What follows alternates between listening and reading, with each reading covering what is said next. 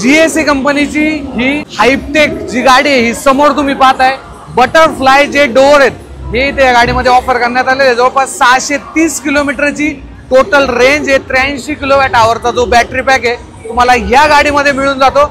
आणि गाडी जर पाहिली ना भाई, एकदम प्रीमियम लेवलचे जे लक्झरी फीचर आहेत ती तुम्हाला ऑफर करते. तर तुम्हाला असं काय इंटिरियर या गाडीचं पाहायला भेटतं. स्टेअरिंग व्हील, मोठी स्क्रीन वरती आहे, मूनरूफ आणि मागे देखील चांगला जो स्पेस आहे हा या गाडीमध्ये तुम्हाला मिळून जातो. फुल्ली इलेक्ट्रिक ही गाडी असणार आहे. आणि समजा तुम्हाला डोअर क्लोज करायचा आहे, हे बटन जर प्रेस केलं तर अशा पद्धतीनं जो डोअर आहे हा क्लोज होऊन जातो.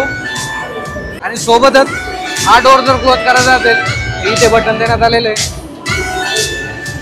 अशा पद्धतीने डोअर क्लोज होऊन जातो. तो हे फीचर्स या प्राइसिंग मध्ये तुम्हाला कसे वाटले कमेंट मध्ये व्यक्त व्हायला विसरू नका. आणि अशाच प्रकारच्या माहितीपूर्ण व्हिडिओसाठी फॉलो करायला विसरू नका. धन्यवाद.